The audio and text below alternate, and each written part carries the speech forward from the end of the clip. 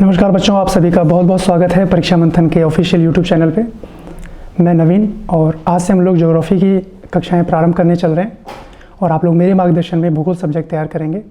और हम लोग बिल्कुल शुरुआत से शुरू करेंगे कि कैसे हमें स्ट्रैटेजी बनानी है, क्योंकि कहीं ना कहीं रणनीति का ही गेम है गाइस। आपको समझना होगा सारी चीज़ों को, चाहे वो प्री के स्तर पर हो चाहे वो मेन्स के स्तर पर हो। तो आज मैं थोड़ा बात करना चाहूँगा कि स्ट्रैटेजी ऑफ प्रिपरेशन के ऊपर, जिसमें हम लोग समझेंगे कि जो प्री का सिलेबस है, जो यूपीएससी और स्टेट पीसीएस के द्वारा जो वर्णित है, वो आखिरकार क्या कह रहा है अपने आप में। तो हम आज बात करेंगे स्ट्रैटेजी ऑफ प्रिपरेशन के ऊपर, फिर हम भूगोल सब्जेक्ट की तरफ मूव करेंगे। स्ट्रैटेजी ऑफ प्रिपरेशन, देखिएगा, सबसे पहले आपको इसमें, जब आप इस परीक्षा के लिए आते हैं तो आपको अपना एक टारगेट डिसाइड करना होगा कि हाँ, अब आप फुल्ली फोकस होकर इसकी तैयारी में लग रहे हैं। यानी आपको अपना एक टारगेट बना लेना है और जिसके बाद आपको इधर उधर देखने की बिल्कुल आवश्यकता नहीं होनी चाहिए। जिसमें आप स्टेट पीसीएस या यूपीएससी को टारगेट कर रहे हैं, ये आपको अपना टारगेट सेट करते हुए चलना होगा। इसके बाद अगर हम बात करें तो आपको नेचर ऑफ एग्ज़ाम को समझना होगा कि एग्ज़ाम की प्रकृति कैसी है, क्योंकि कहीं ना कहीं 3 चरणों में एग्ज़ाम हो रहा है। दूसरे स्टेप में अगर मैं कहूँ तो आपको नेचर ऑफ एग्ज़ाम जानना है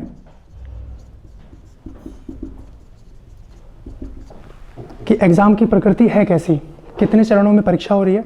अधिकांश छात्र जानते हैं इस चीज़ को, जो नहीं जान रहे हैं वो भी इस चीज़ को ध्यान से देखें कि पहला आपको प्रीलिम्स टेस्ट पास करना होगा गाइस। उसके बाद आपको मेंस में लेखन शैली का प्रदर्शन दिखाने का मौका मिलता है। मेंस के बाद तब जाके आप लोग मूव होते हैं इंटरव्यू सेक्शन में। तो मेंस के बाद आपको साक्षात्कार के लिए मौका मिलेगा, इंटरव्यू के लिए। तो यानी 3 चरणों में ये परीक्षा हो रही है। और मैं ऑब्ज़र्व करता हूँ बहुत छात्रों को कि वो प्री की तैयारी में ही ज़्यादा फोकस लगा देते हैं, जिसके चलते मेंस में उनको समस्या हो जाती है। और कई छात्र, आप जानते हैं कि आप सुनते हैं कि इंटरव्यू में कैंडिडेट बाहर हो गया, तो गाइस उसके पीछे कारण यही होता है कि मेंस में हम नंबर नहीं बटोर पाए। तो हमारा प्रयास यही होगा कि मेंस में हम लोग अच्छे खासे मार्क को ले सकें। इन केस अगर इंटरव्यू में कुछ नंबर कम भी रह गए तो ये भरपाई हमारी यहाँ पे हो जाएगी। यूपीएससी के संदर्भ में मैं बात करूँ तो 1750 नंबर का ये पेपर हो रहा है मेंस का, और 250 मार्क्स का इंटरव्यू है गाइस। थिंक अबाउट इट कि अगर हम लोग यहीं पे मार्क्स अच्छे से ऑब्टेन कर लें तो यहाँ पे हमारा रास्ता बहुत आसान हो जाएगा, है ना। यहाँ पे इंटरव्यू में देखिए, अब इतनी सारी चीज़ें आप लोग कवर करते चलिएगा, तो इंटरव्यू में कई पोर्शन पे अगर आप नहीं भी बोल पाए तो एटलीस्ट आप उस स्थिति में होंगे कि आप लोगों का ये बैकअप तैयार रहे, ठीक है। अब आपको प्रिपरेशन कैसे करनी है, ज़रा ये समझें कि हमें मेंस एग्ज़ाम को सेंटर में रखते हुए, मेंस एग्ज़ाम को केंद्र बिंदु में रखते हुए प्री की तैयारी करनी है, ताकि प्री हमारा कभी ना रुके और मेंस में हम अटैम्प्ट हमारा बनता रहे। कई छात्रों का प्री ही क्लियर नहीं होता है ना। इसको केंद्र में रखते हुए हमें इंटरव्यू के लिए आगे बढ़ना है। इन 3 चरणों को हमें लेके आगे चलना है, जहाँ पे आप लोग मेंस को सेंटर बिंदु में रखेंगे। ध्यान रखना है मेंस को, ताकि प्री के स्तर पे, जैसे कि आप लोग जान रहे हैं इसकी जो लेवल है क्वेश्चंस का पूछे जाने का, अलग ही है ना। यहाँ पे आपको MCQ तो देखने को मिलते ही हैं, जिसको मल्टीपल चॉइस क्वेश्चन के नाम से जाना जा रहा है कि भाई ये क्वेश्चन पूछ लिया, उसके 4 ऑप्शन आपको दिख रहे हैं। लेकिन अब प्रश्न यहाँ पे जो देखने को मिलते हैं वो हैं MQQ फॉर्मेट में। अब ये MQQ क्या है? Multiple query question. एक ही प्रश्न में कई सारी क्वेरी आपसे कर ली जाएंगी, और उसको आप बहुत आसान तरीके से तब कर पाइएगा जब आप कहीं ना कहीं मेंस को फोकस आप लोग करते हुए चल रहे हैं।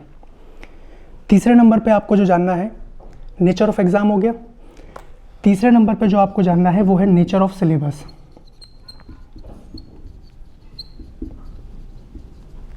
कि जो पाठ्यक्रम है, चाहे वो प्री स्तर पे हो चाहे वो मेंस स्तर पे हो, बहुत चीज़ें वो अपने आप में ही डिस्कस कर रहा है। और इतना वेल डिज़ाइन सिलेबस है जो हमें बहुत अच्छे से खंगाल के एक बार समझना होगा। भले इसमें हमारी 2-3 क्लासेस जाएँ, लेकिन एक बार आपका सिलेबस अच्छे से कंठस्थ हो जाता है तो आप लोग फिर आगे बहुत अच्छे से चल पाइएगा। तो यहाँ से मैं डिस्कस करने चल रहा हूँ कि प्री में क्या सिलेबस दिया गया है, जो कहीं ना कहीं एक दूसरे से इंटरकनेक्टेड है, और यही पोर्शन आपको पकड़ना है। ठीक है, आप चाहें तो इसका स्क्रीनशॉट ले सकते हैं। अभी मैं नेचर ऑफ सिलेबस के ऊपर बात करने चल रहा हूँ, जहाँ पे प्री में किस तरीके का सिलेबस मेंशन किया गया है और मेंस में किस तरीके का सिलेबस मेंशन किया गया है। आप चाहें तो इसका स्क्रीनशॉट ले सकते हैं।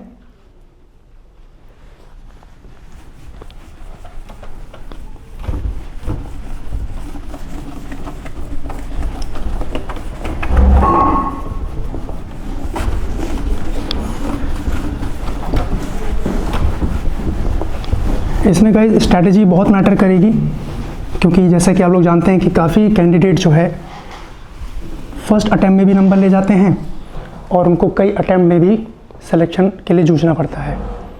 तो मैं यही प्रयास करूंगा कि आप लोग फर्स्ट अटैम्प्ट में नंबर ले जाएं। हाँ, मेहनत तो लगेगी गाइस, क्यों भाई, बड़ी पोस्ट बड़ी मेहनत है ना। तो यहाँ पे जो प्री का जो सिलेबस जो स्टेट PCS UPSC के द्वारा दिया गया है, अब सबसे पहले तो आप अपने मन से ये मिथ हटा दें कि आप लोग UP PCS की तैयारी कर रहे हैं, क्योंकि कहीं ना कहीं 2018 के बाद UP PCS का सिलेबस बिल्कुल UPSC के समकक्ष हो गया है। So at this moment you can not say that you are preparing for UP PCS, you are preparing for indirectly for UPSC। तो आपको ध्यान देना है यहाँ पे। अब देखिए, जो यहाँ पे सिलेबस कह रहा है, प्री का सिलेबस मैं डिस्कस कर रहा हूँ पहले। प्री का सिलेबस कह रहा है कि राष्ट्रीय एवं अंतर्राष्ट्रीय, राष्ट्रीय एवं अंतर्राष्ट्रीय महत्व की सामयिक घटनाएं, ये लाइन लिखी हुई है। अब इसका क्या मतलब है? अब यहां पे एक चीज समझिए कि एक टर्म है गाइस पेपर, एक टर्म है गाइस पेपर। यहां पे पहले पी का मतलब क्या है? पास्ट, ध्यान से समझिएगा, past and present event report. ये जो पेपर है ये अपने आप में ही सारी चीजें बता रहा है कि past and present event report. तो कहीं ना कहीं ये जो राष्ट्रीय अंतर्राष्ट्रीय महत्व की सामयिक घटनाएं बोल रहा है, अब ये कौन से महत्व की, अब हमें ये ध्यान देना है, कौन से महत्व की? प्राकृतिक, सामाजिक और आर्थिक। कौन से महत्व की कहा मैंने? प्राकृतिक, सामाजिक और आर्थिक। इन्हीं महत्व की घटनाओं के ऊपर हमें काम करना है। अब यहाँ पे एक लाइन ध्यान दीजिएगा, राष्ट्रीय और अंतर्राष्ट्रीय महत्व की सामयिक घटनाएं, यानी सामयिक यानी जो कहीं ना कहीं करंट अफेयर में चल रहा है। आप तो इसको सीधा यही कहिएगा कि भाई ये तो करंट अफेयर का पोर्शन है, लेकिन कौन सी घटनाएं, कौन सी घटनाएं जो इतिहास में घट चुकी हैं। यहीं से अगला सेगमेंट इन्होंने मेंशन किया है कि भारत का इतिहास। दूसरे नंबर पे जो मेंशन किया गया है वो किया गया है भारत का इतिहास एवं भारतीय राष्ट्रीय आंदोलन।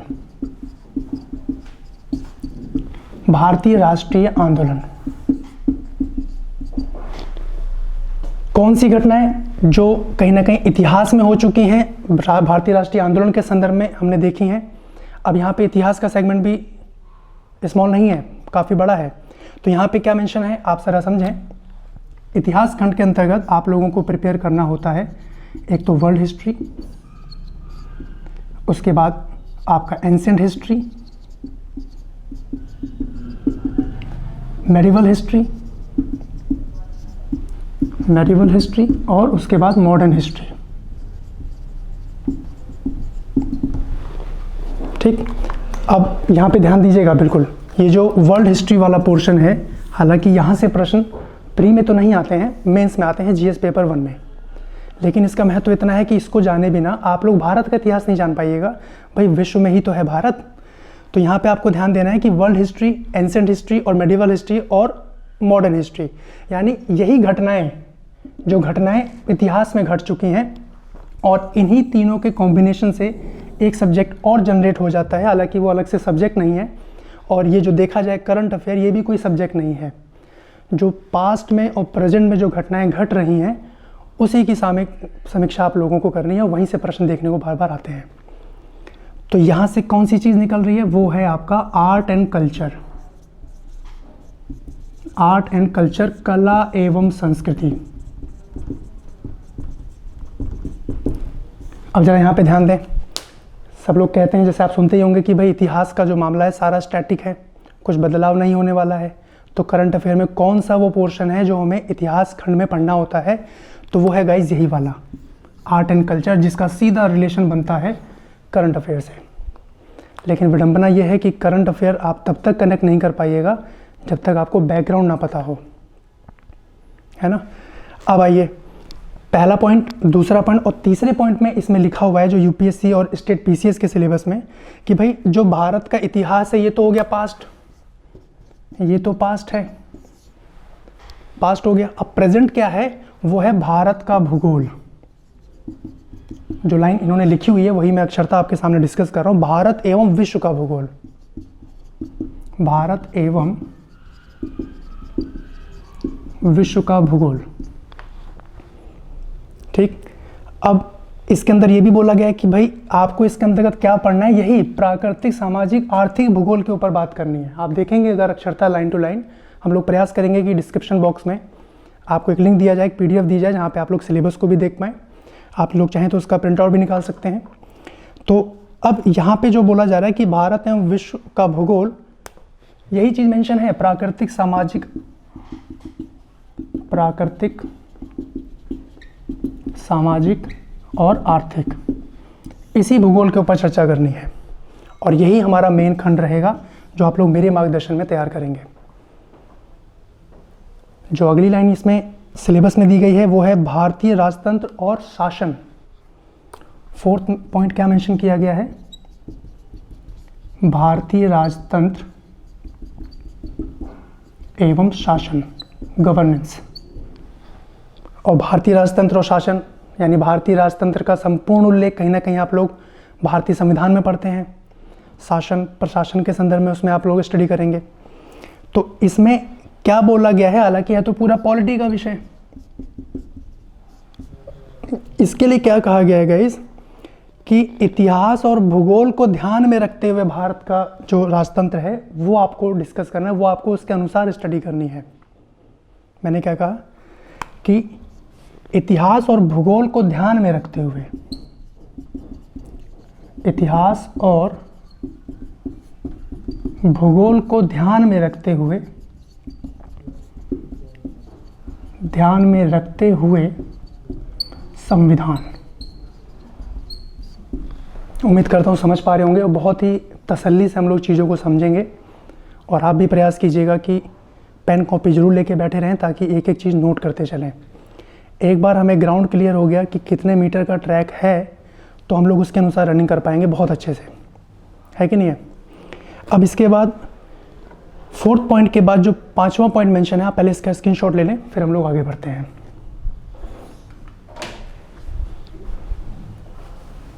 ले लिए हैं स्क्रीनशॉट, चलिए मैं रेस कर रहा हूँ। तो 4 पॉइंट आपने नोट कर लिए, जिसमें कहीं ना कहीं सामयिक घटनाएं, हिस्ट्री, ज्योग्राफी और इंडियन पॉलिटी, ये कहीं ना कहीं एक दूसरे से इंटरलिंक हैं। जैसे कि मैंने आपको बताया यहाँ पे कि भाई ये अगर पास्ट है, ये पास्ट है इतिहास खंड, तो ये प्रेजेंट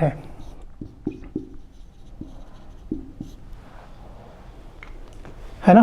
तो past and present event report. अब इसके अंतर्गत क्या क्या घटनाएं हो रही हैं उसके ऊपर सारा मामला एग्जाम में देखने को बनता है। लेकिन यहाँ पे सबसे बड़ी समस्या ये है कि हम लोग इस बैकग्राउंड को नहीं समझते हैं और हम लोग करंट अफेयर के ऊपर ज़्यादा फोकस करने लगते हैं, क्योंकि बैकग्राउंड क्लियर नहीं होगा तो करंट अफेयर आप लोग कनेक्ट नहीं कर पाइएगा। चौथा पॉइंट देखें जो इसमें मेंशन है,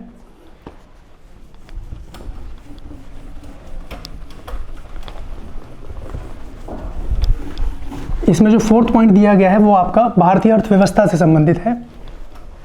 और उसमें क्या लिख रहा है कि आर्थिक और सामाजिक विकास, आर्थिक और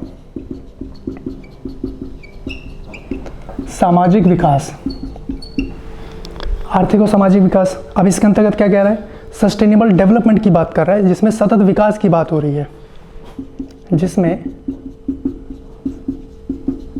सतत विकास, सस्टेनेबल डेवलपमेंट की बात हो रही है। और ये भी कहीं ना कहीं आपका ज्योग्राफी से कनेक्ट हो रहा है, क्या इसका मतलब क्या है कि प्रकृति के संसाधनों का नियम, मतलब जो प्रकृति के जो नियम है उसके अनुरूप हमें संसाधनों का प्रयोग करना है। तो यहाँ पे क्या लाइन बोली जा रही है कि प्रकृति के संसाधनों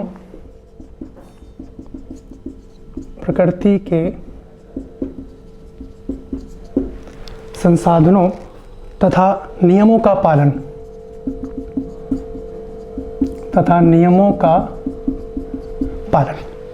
तो प्रकृति के संसाधन है तो भूगोल का ही हिस्सा। भूगोल के बहुत खंड ऐसे हैं कि जब आप मेंस स्तर पे, प्री स्तर पे तैयार कर रहे हैं तो आपका प्री के लिए तो तैयार होगा ही होगा, साथ में जीएस पेपर 1, जीएस पेपर 3 के लिए भी तैयार होगा। अगला खंड, जैसे कि मैंने बोला जीएस पेपर 3, तो जो अगला खंड इन्होंने मेंशन किया है उस पर ज़रा ध्यान दें। इन्होंने बोला ecology and environment. Ecology and environment, पर्यावरण एवं पारिस्थितिकी तंत्र, भूगोल का ही हिस्सा है गाइस।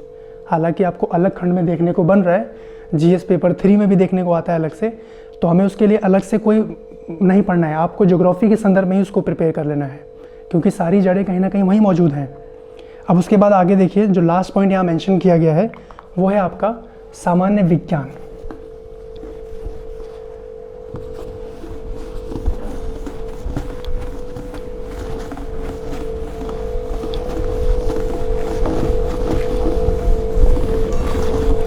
जो लास्ट पॉइंट इसमें मेंशन किया गया है वो है सामान्य विज्ञान, जनरल साइंस। हालांकि लिखा तो हुआ है सामान्य विज्ञान, लेकिन सामान्य से बढ़कर कई सारी चीज़ें हैं, जैसे कि 3 चीज़ तो आप जान ही रहे हैं, बायो, फिजिक्स, केमिस्ट्री, ये नाम तो आप जान ही रहे हैं। लेकिन इसके साथ साथ कहीं ना कहीं साइंस एंड टेक्नोलॉजी, प्रौद्योगिकी को भी ऐड कर दिया गया है, तो हमें वो भी जानना है। यानी अगर मैं इसको कहूँ तो ये पूरा का पूरा जो खंड है वो है science and technology, science and tech, विज्ञान एवं प्रौद्योगिकी। तो ये वो ग्राउंड है जिसमें आप लोग प्री क्लियर करेंगे मेंस को सेंटर में रखते हुए, ताकि आगे कोई भी समस्या ना बने। अब जरा मैं यहाँ पे इसका इंटरलिंकिंग करूँ, सारे सब्जेक्ट का इंटरलिंकिंग करूँ। पहले आप इसका स्क्रीनशॉट लें, फिर हम लोग इसको एक जगह इंटरलिंक कर लेते हैं, क्योंकि सारे के सारे सब्जेक्ट एक दूसरे से कनेक्टेड हैं। ले लें स्क्रीनशॉट। और गाइस हमें एक चीज़ से बचना है, वो क्या है कि ऐसा ना हो कि हम लोग एक सब्जेक्ट पढ़ रहे हैं फिर एक ही सब्जेक्ट पढ़ रहे हैं। क्यों? हम उसको कनेक्ट करना है हमें दूसरे सब्जेक्ट से भी। अगर आप लोग इंडिविजुअल अप्रोच रखिएगा तो पता चलेगा जब दूसरे सब्जेक्ट पे पहुँचे हैं तो पहला सब्जेक्ट गायब हो गया, और ये होता है अधिकांश छात्रों के साथ। हमें उसी से बचना है। अब देखिए ये इंटीग्रेटेड अप्रोच कैसे हो रही है, कैसे इंटरलिंक हो रहे हैं एक दूसरे से, ज़रा उसको ध्यान दें। देखिए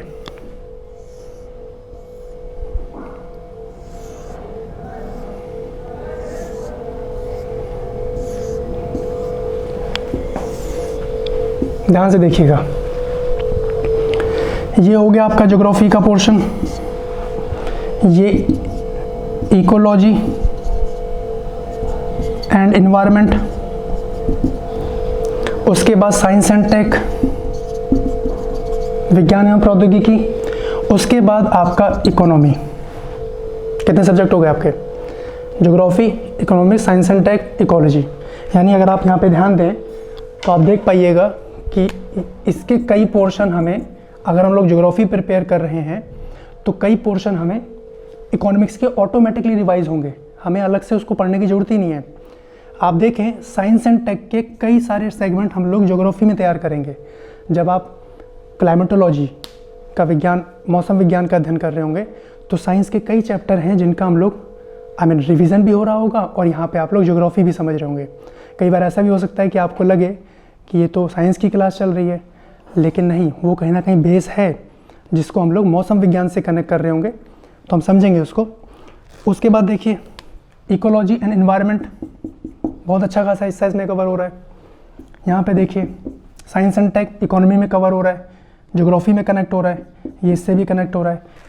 यानी आपका एक पॉइंट अगर ये है जिसमें ये सारे सब्जेक्ट कनेक्ट हो रहे हैं, तो बचे केवल 2 सब्जेक्ट, और वो कौन से हैं? एक आपका हो गया हिस्ट्री और एक आपका हो गया पॉलिटी। देख पा रहे हैं अप्रोच? उम्मीद कर रहा हूँ समझ में आ रहा होगा गाइस। फिर भी कोई कन्फ्यूज़न रहे तो आप लोग कमेंट सेक्शन में कमेंट कीजिएगा।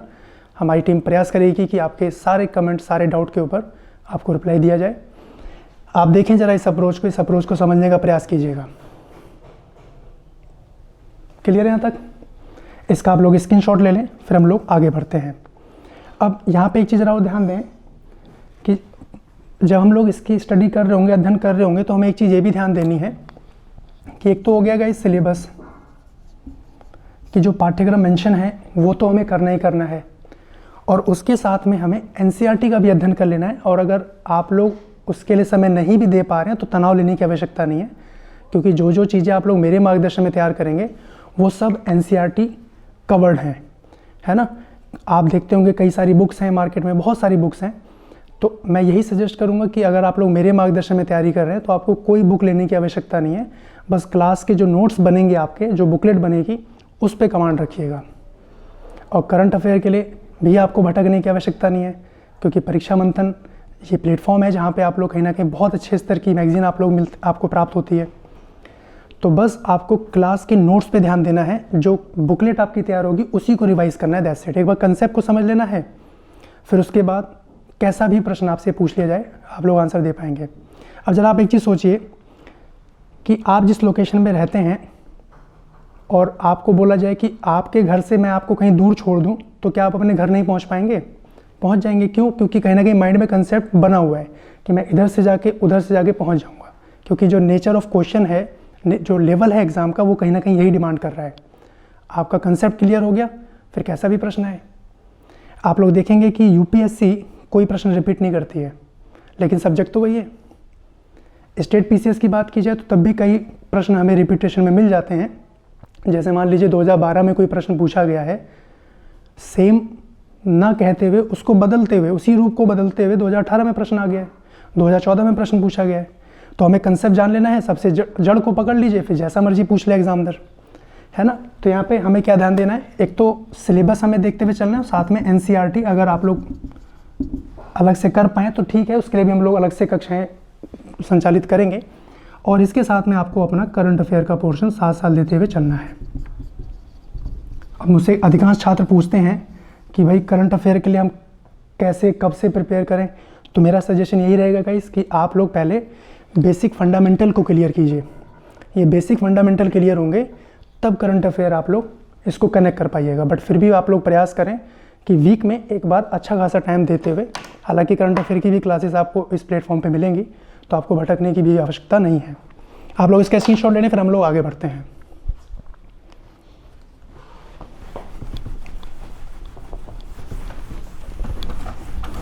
तो ये स्ट्रैटेजी आपको ध्यान में रखनी है। और जैसे कि मैंने आपको बताया, 2-3 पॉइंट मैंने आपको डिस्कस किए कि एक तो आपको अपना टारगेट डिस्कस कर लेना है, टारगेट सेट कर लेना है कि क्या टारगेट है। उसके बाद नेचर ऑफ एग्ज़ाम को देखा आपने, नेचर ऑफ सिलेबस को देखा आपने। हालांकि अभी मैं मेंस के स्तर पे भी बताऊंगा आपको ज्योग्राफी के लिए कि उसको कैसे प्रिपेयर करना है, क्या क्या चीज़ें हैं उसके अंतर्गत। और जो लास्ट पॉइंट रहेगा आप लोगों का, जो स्ट्रैटेजी के संदर्भ में है, इसमें एक तो आपको लास्ट ईयर के जो क्वेश्चन हैं, यानी प्रीवियस ईयर के जो क्वेश्चन हैं,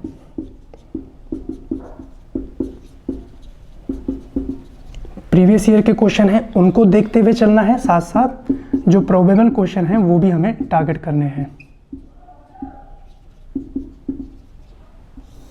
भाई जो क्वेश्चन पूछे जा चुके हैं वो तो ऑटोमेटिक कवर होंगे, और जो पूछे जा सकते हैं उनके लिए भी हमें प्रिपेयर होना है ना।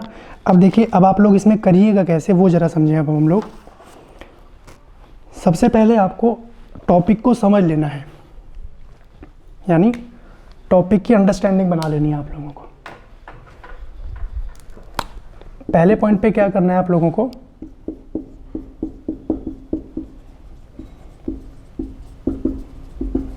टॉपिक को अंडरस्टैंड कर लेना है ना। भूगोल विषय के साथ समस्या ये आती है क्योंकि अधिकांश भूगोलवेता कहीं ना कहीं जर्मन के हैं, ट्रांसलेटेड वर्जन आया हुआ है सारा, तो कई बार टेक्निकल टर्म में हम लोग फंस जाते हैं। तो हमें क्या काम करना है कि जो टॉपिक हम लोग समझे हैं उसको सब टॉपिक में डिस्ट्रीब्यूट कर देना है, सब टॉपिक में डिस्ट्रीब्यूट कर देना है, और उनको वर्ड में टेक्स्ट में ले आना है, वर्ड कह लो या टेक्स्ट कह लो। ध्यान से समझिएगा, बहुत इंपॉर्टेंट पॉइंट पे हम लोग डिस्कस कर रहे हैं। मैंने कहा कि सबसे पहले आपको टॉपिक को समझ लेना है अच्छे से, उसको सब टॉपिक में डिस्ट्रीब्यूट कर देना है, उस सब टॉपिक में वर्ड और टेक्स्ट फॉर्मेट में डिस्ट्रीब्यूट कर देना है। अब याद कैसे रहेगा, उसके लिए आप लोग इसको डायग्राम में कन्वर्ट कर देंगे, आप लोग इसको ग्राफ में कन्वर्ट कर देंगे, फ्लो चार्ट में कन्वर्ट कर देंगे, ताकि हम लोग भूलें नहीं। और हमारा प्रयास ये रहेगा कि जो भी डायग्राम हम लोग डिस्कस करें, आप लोग उसको लैंग्वेज दे पाएँ, क्योंकि यही कला आपको सीख लेनी है। धीरे धीरे आप जान पाइएगा इसके बारे में, क्योंकि एक दिन का काम तो नहीं है गाइस, अच्छा खासा टाइम लगेगा और आपको टाइम देना होगा। हम लोग जो भी डायग्राम सीखेंगे, हम लोग उसको लैंग्वेज देने का प्रयास करेंगे। जो भी वर्ड हमने कन्वर्ट किया है उसको डायग्राम, ग्राफ में, फ्लो चार्ट में कन्वर्ट करते हुए हम लोग आगे बढ़ेंगे। और इसकी मदद से आप लोग अपने सिनॉप्सिस राइटिंग पे वर्कआउट करेंगे,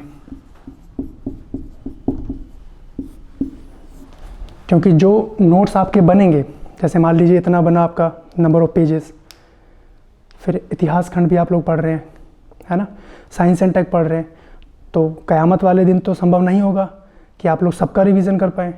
तो वहाँ ये सिनॉप्सिस हमारा काम आएगा, जो आपने शॉर्ट में बनाए हैं, क्योंकि चीज़ें अब रटने वाली नहीं रही guys. At this moment you guys are not in a age कि आप लोग चीज़ों को रटें। कंसेप्ट क्लियर कर लेना है सिनॉप्सिस बनाते हुए, कि दिमाग में फीड रहे, कैसा भी प्रश्न आ जाए आप लोग लिखने की स्थिति में रहें, है ना। ये विषय जो है अब आपके मनन और चिंतन से लिखने का विषय बन गया है, not only this particular subject, बाकी के जो सब्जेक्ट हैं वो भी।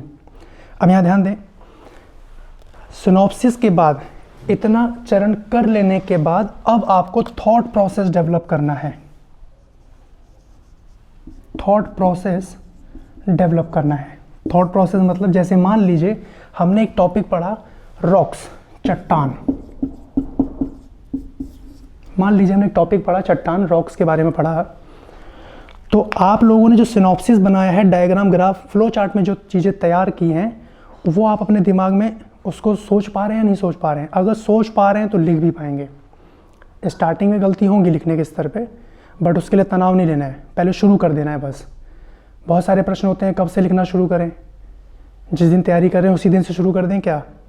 तो धीरे धीरे बहुत सारे प्रश्नों के उत्तर आपको धीरे धीरे मिलेंगे, लेकिन पहला प्रयास यही रहेगा कि इन चरणों से आप लोग गुजरें, क्योंकि हर उस कैंडिडेट को इन चरणों से गुजरना ही होता है जो आप देख पा रहे हैं कि आज जो लोग सेलेक्ट हैं, है ना।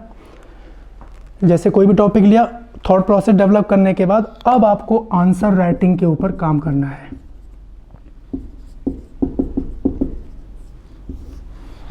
ठीक है, आंसर राइटिंग। अब गाइस देखिए, कोई व्यक्ति कब अच्छा दिखेगा, जब वो बढ़िया से coat pant, suit boot, tie वगैरह पहन के सामने आए। भले ही बोलचाल में कैसा भी हो, बट एक पर्सनैलिटी तो अलग से दिखेगी। ये बात तुम बाद में तय कर पाएंगे कि वो बोलचाल में कैसा है, लेकिन एग्जामिनर के सामने तो आप नहीं जा रहे हैं, आपकी कॉपी जा रही है। तो आपकी जो कॉपी है वो कितना वेल डिज़ाइंड है, कितना वेल फॉर्मेट में है, वो ज़्यादा महत्व रखती है। और यहाँ पे इस सब्जेक्ट में सूट बूट टाई का काम कौन करेगा? Diagram, graph, flow chart. आप जब अच्छे से आपकी कॉपी डिज़ाइन रहेगी तो एग्जामिनर का भी मन करेगा कि मैं पूरी कॉपी चेक करूं, वो रफली मार्क्स ना दे। क्योंकि कई बार अधिकांश देखने को बना है, ऐसा सुनने में भी आता है कि पहला आंसर ही रिफ्लेक्ट कर देता है कि बाकी के आंसर कैसे होने वाले हैं, तो लमसम एक मार्किंग करके फिनिश करते हैं। लेकिन हमें प्रयास करना है कि इन सब चीज़ों को हेल्प लेते हुए हम लोग आगे बढ़ें। आंसर राइटिंग हो जाएगा गाइस। उसके बाद आपको एक चीज़ और करनी है, लास्ट चीज़ जो इसमें करनी है वो रहेगा आपका ऑब्जेक्टिव क्वेश्चन। भाई हमें प्री भी तो निकालना है, क्योंकि प्री दीजिएगा, प्री क्लियर कीजिएगा तो ही मेंस में जाने का मौका मिलेगा।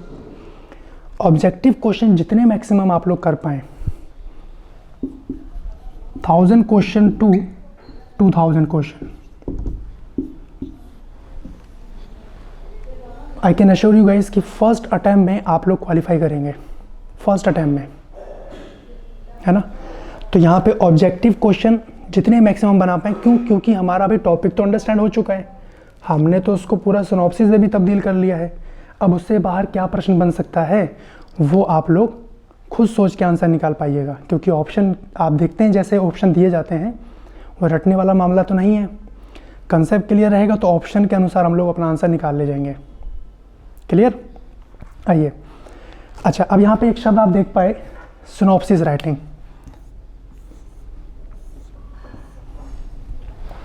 मैं आज के लेक्चर में ये सारी चीज़ें इसलिए डिस्कस कर रहा हूँ क्योंकि मुझे पता है आगे आने वाली क्लासेस में अधिकांश छात्र इस चीज़ के ऊपर लेके प्रश्न करते हैं कि सर थोड़ा इसके बारे में बता दीजिए, ये बता दीजिए। तो हमने यहीं से शुरू किया है कि आगे आपके मन में केवल पढ़ाई को लेके प्रश्न रहे, इन सब चीज़ों को लेके प्रश्न ना रहे, है ना। और ये फॉर्मेट आपका हर सब्जेक्ट में एप्लीकेबल होगा, not only for geography subject, आप हर सब्जेक्ट में इसको अप्लाई करेंगे, है ना। आइए, अब सिनॉप्सिस आपको कैसे बनाना है, क्या क्या चीज़ें ध्यान देनी है, वो उसके ऊपर बात कर लेते हैं। फिर हम लोग ज्योग्राफी का एक सिलेबस ओवरव्यू समझेंगे और चीज़ों को आगे बढ़ा देंगे। स्क्रीनशॉट ले लें आप लोग इसका।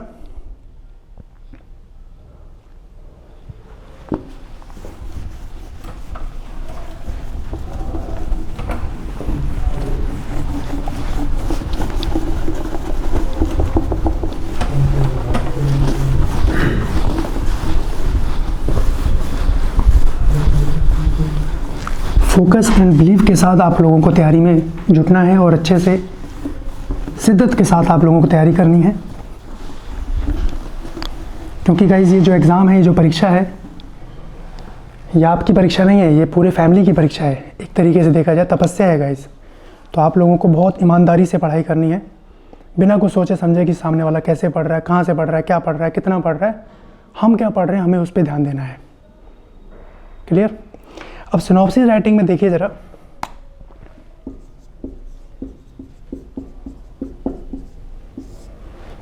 देखिए आपके एग्ज़ाम में दो तरीके के प्रश्न आते हैं, जैसे कि मैंने बताया MCQ और MQQ।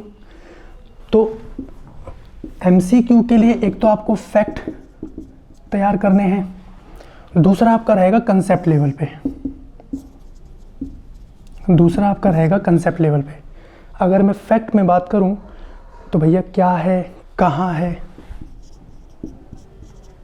क्या है, कहाँ है, कितना है और कब है, ये तो फैक्चुअल हो गए। भाई क्या है, क्या चीज़ है, किस चीज़ की बात हो रही है और कहाँ है, तो उसके लिए हम लोग मैप की मदद लेंगे। कितना है, उसके लिए हम लोग डेटा की बात करेंगे, ग्राफ की बात करेंगे। और कब है तो उसके लिए हम लोग टाइमलाइन ग्राफ की बात कर रहे होंगे। यह हमें जान लेना है। यहीं पे अगर बात आपसे पूछी जाए कि भैया ऐसा तो ठीक है, इतना तो है, लेकिन क्यों है और कैसे है, तो क्यों और कैसे के जवाब आप लोगों को मिलेंगे कंसेप्ट में। क्यों है और कैसे है ये आप लोग जानिएगा कंसेप्ट के अंदर, जो कि कहीं ना कहीं बहुत जटिल टॉपिक रहेगा, लेकिन उसको हम लोग बहुत आसान तरीके से कनेक्ट करेंगे आपकी डे टू डे लाइफ से। क्योंकि सबसे बड़ी समस्या ये आती है कि हम लोग भूल जाते हैं, तो भूलने का सवाल नहीं आना चाहिए सामने।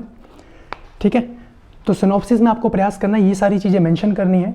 बाकी धीरे धीरे जब सेगमेंट आगे बढ़ेंगे, क्लासेस आगे कंटिन्यू रहेंगी, तो आप लोग समझ पाइएगा कि मुझे क्या क्या चीज़ें एंटर करनी है। और ये भी होगा गाइस कि आज की डेट में जो आपने सिनॉप्सिस तैयार किया है, आगे आने वाले कुछ 15-20 सिनॉप्सिस बना लेने के बाद आपको लगेगा कि यार ये पहला वाला ही गलत बन गया, ऐसे बनना था। समझ रहे हैं? ये होता है सबके साथ, लेकिन आपको प्रयास करना है कि ये सिनॉप्सिस फॉर्मेट में आपको चीज़ें अपडेट कर देनी है, ताकि आप लोग लंबे समय के लिए उसको याद रख पाएँ। बस एक बार बीच बीच में आपको रिवाइज करते रहना है। ठीक है, अब इस सेगमेंट के अंतर्गत आपके पास दो क्वेश्चन रहते हैं। एक तो सैद्धांतिक तरीके से क्वेश्चन पूछ लिया गया, या एक तो कोई स्पेसिफिक क्वेश्चन पूछ लिया गया। अब उसमें क्या करना है हम लोगों को, वो भी समझें। स्क्रीनशॉट ले लीजिएगा आप लोग।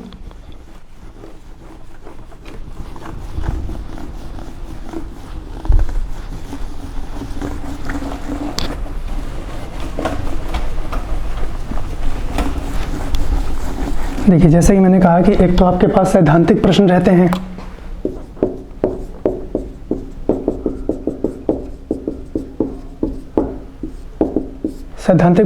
और एक आपके पास स्पेसिफिक यानी विशिष्ट क्वेश्चन रहते हैं। देखिए, ज्योग्राफी ऑप्शनल के संदर्भ में अगर मैं बात करूं तो कई सारे सैद्धांतिक टॉपिक होते हैं जो कोर ज्योग्राफी का पोर्शन है। जीएस पॉइंट ऑफ व्यू से हमें उसको प्रिपेयर नहीं करना है, लेकिन फिर भी जैसे अगर मैं बात करूं महाद्वीपीय विस्थापन सिद्धांत, जो कोर ज्योग्राफी यानी ऑप्शनल का सब्जेक्ट है, ऑप्शनल का सेगमेंट है, वो मेंस में पूछ लिया गया। तो हमें कुछ सिद्धांतों को लेके चलना होगा ताकि आगे कोई ऐसा सरप्राइज़ ना मिले। हाँ, ऐसा नहीं होगा कि हम लोग पता चल रहा है ज्योग्राफी ऑप्शनल को ही तैयार कर रहे हैं, ऐसा भी नहीं होगा, वो आप लोग मुझ पे छोड़ दीजिए। तो जो जो चीज़ें हमारे सैद्धांतिक पॉइंट ऑफ व्यू से काम की होंगी उसके ऊपर हम लोग डिस्कस कर रहे होंगे। अब सैद्धांतिक कोई भी प्रश्न है अगर आपके सामने, तो आप लोग उसको कैसे अटेम्प्ट करेंगे? तो यहाँ पे आपको सबसे पहले बताना है कि भाई उसका प्रतिपादक कौन है। प्रतिपादक कौन है यानी किसने उसका प्रतिपादन किया, क्या उद्देश्य था प्रतिपादन करने का, क्या मान्यताएं थी उसको इस सिद्धांत को देने का। जैसा कि मैंने आपको बताया, ये कोर ज्योग्राफी ऑप्शनल का पोर्शन रहता है। जैसे महाद्वीपीय विस्थापन सिद्धांत के बारे में पूछ लिया गया, कॉन्टिनेंटल ड्रिफ्ट के बारे में मेंस में पूछा गया, तो हमें कुछ सैद्धांतिक टॉपिक को भी लेके चलना होगा ताकि आगे आने वाले सरप्राइजेस के लिए हम लोग बचे रहें। हमें सैद्धांतिक प्रश्नों के आंसर देते समय हमें ये बता देना है कि प्रतिपादक कौन है। उसके बाद दूसरे नंबर पे जो हमें बात करनी है इसके अंतर्गत वो रहेगा कि जो भी उन्होंने प्रतिपादन दिया है, जो भी सेगमेंट उन्होंने डिस्ट्रीब्यूट किए हैं, हमें उसको एलोबरेट कर देना है, उसका वर्णन कर देना है, और उसके सामने कोई उसकी आलोचनाएं हैं, कोई सीमाएं हैं, उसको बता देना है।